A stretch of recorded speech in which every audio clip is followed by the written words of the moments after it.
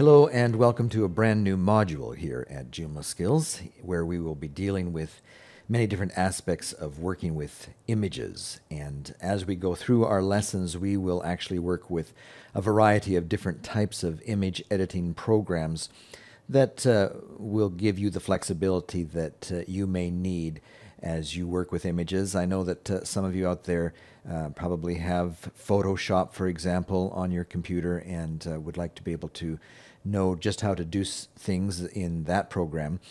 But others may not want to invest the $700-800 for that program and would prefer to work with free image editors, and there are some good ones on the internet that you can download and use.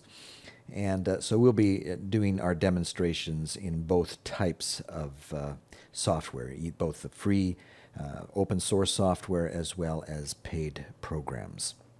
In this lesson, we're going to be taking a look at how you can resize images in Photoshop. As you are probably aware, the images that we shoot on today's cameras are just way too big for use on the internet.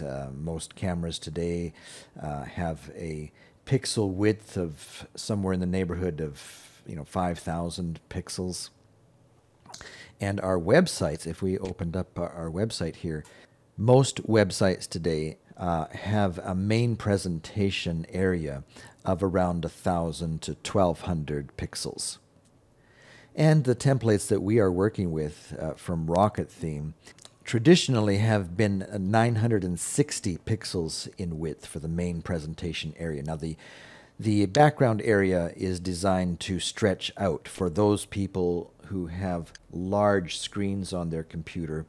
No matter how large their screen is, the background area will stretch out according to their settings. But the main presentation area, traditionally with Rocket Theme, has been 960 pixels in width. In their most recent templates, that has changed, or at least there's a place where you can set that to be larger. If you go to the Templates Manager and go to the Kirigami templates and go over to Advanced, by default it comes to be a layout mode of responsive, which is a good thing, because as people view your website using this template on many different types of devices, mobile devices especially, that are a variety of different screen sizes, well, this template is designed to reposition itself, resize itself to have optimal viewing on many different types of screens. And that's what you want for the most part. But you can set it to a fixed 1,200 pixels, or if you prefer, you can go back to the standard Rocket Theme template fixed 960 pixels. But when you have it set at responsive, by default, it shows at 1,200. If we brought over our pixel ruler and measured this out, we would see that it shows at 1,200 pixels. By the way, this little pixel ruler can be very handy. It's a freebie download you can get from the internet. Just Google pixel ruler. So what we end up with is a situation where most of the images that we shoot with our cameras are 5 times bigger than they should be for even an image that you would want to spread out across your whole screen. So your images need to be resized before you start working with them on the internet, and as many people have discovered, that they're just way too big. And so I'd like to show you in this tutorial how you can do that in Photoshop. Here's one of my favorite spots on earth, beautiful Bavaro Beach in Punta Cana, Dominican Republic. And the first thing that you might want to do is check out the current size of your image, and you can do that in Photoshop. Up at the menu, choose Image and go down to Image Size. And if you're going to be working a lot in Photoshop, it really is worth taking the time to learn the keyboard shortcuts. And you'll notice that they're displayed right alongside of your menu options. And so if you can learn the Alt-Control-I, that's going to open up your window a lot faster every time you want to check or change the size of your image on your keyboard. If someone hasn't messed around with your keyboard shortcut settings, Control-Alt-I. And that brings up your image size pop-up window. And this not only gives you the information of the current size, but also allows you to resize it. Now, if someone has messed around with your keyboard shortcut settings, they will show up here. Whatever it has been changed to will be displayed here. So this is a good one to learn. Control-Alt-I, and that pops up the window. And this is perhaps the easiest way to resize an image, especially if you're just, having to change one. Just go in and let's change the resolution to 72 pixels per inch, and then up here in the width. And let's say we want to display this image as a nice, long, wide image right across the full presentation of our area on our website. What would that pixel size be in the template that we're working with? That would be 1200. So we could just change this to 1200, hit OK, and that resizes our image just like that. And I should point out, if you're new to Photoshop, it looks like it's become really, really small. But that's just an illusion. It's become proportionately smaller than the image display size that we had there a second ago. If you hit your Control key, hold that down, and hit your plus key, you can increase the display size on your computer. And as you bring it up, you see that it's not losing any resolution as you bring it up. Now, of course, if you go too far, you're going to start losing resolution. But as long as your display size is within the 1200 pixels across your screen, then you'll be fine. You won't notice any degradation. So your image is still fine, and then all you have to do to save it would be to either using the menu option and choosing Save As. You don't want to choose Save because that will destroy your original image. Do a Save As, and then navigate to a place where you want to save that to. Let's make a new folder and hit save. You could change the file name if you like, but now as to the size of quality, Photoshop is such a high quality program that using it, I usually just go with 9 as a quality size for website images. If I was using some of the freebie programs, I might choose 100% or the highest quality possible.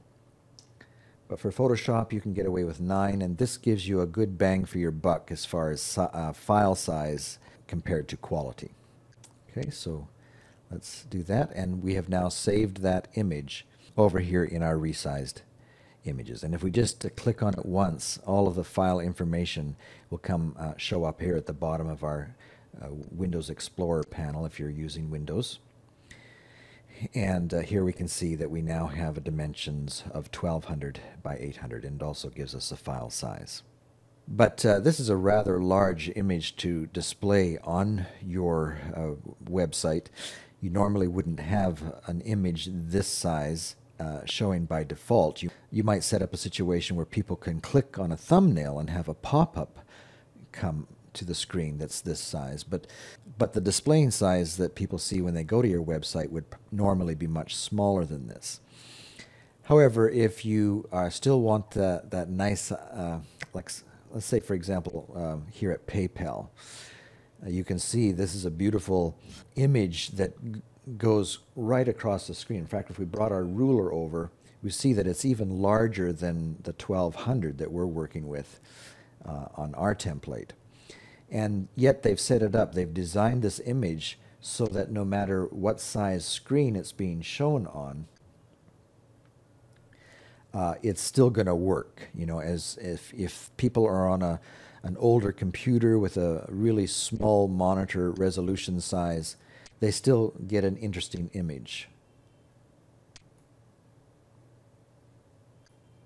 But it does start out with this beautiful widescreen image.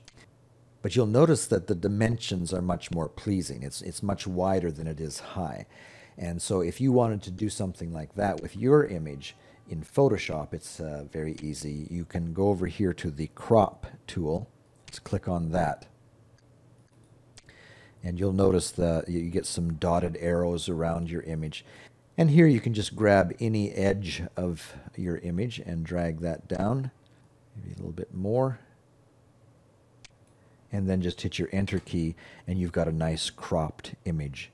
And then just save that using the save as. Here's another good keyboard shortcut that you really should learn. Shift Control S, so that you're not always having to grab a hold of your mouse and go up to the menu option. You can just simply hit the keyboard shortcuts. Control Shift S for save. And perhaps this time you might want to rename it. And now as we look at our folder, we see that we have a nice widescreen version of this. Now with Photoshop, anytime you want to revert back, you can go to your History palette and click back so that you revert back to your image size. Now if this History palette isn't showing up on your screen, all you need to do is go to the Window tab on your menu strip and turn that on. And that same principle applies for many different types of palettes that are available in Photoshop. Most of them are turned off most of the time, but as you need them, you can come to the Windows tab and turn those palettes on. Okay, and then if you want to also make some smaller versions of this, remember Control-Alt-I gives you that pop-up window where you can resize it. Another good size for computer use is 900 pixels. So we could make one that size, and then remember Control Shift S, and we could just rename it underscore 900, so we know that that is 900 pixels just by looking at the file name. And then you could just repeat that action several more times to give you a variety of sizes to choose from as you're working on your website. So Control-Alt-I again, and just change that out to 600, hit OK, Control-Shift-S, change your file name to 600, save, hit OK, and again Control-Alt-I, and do 300, hit OK, Control-Shift-S, change your file name to 300, so you can see how easy it is to quickly make a variety of different sizes of your image for your website. And there you have it, one method of resizing images in Photoshop.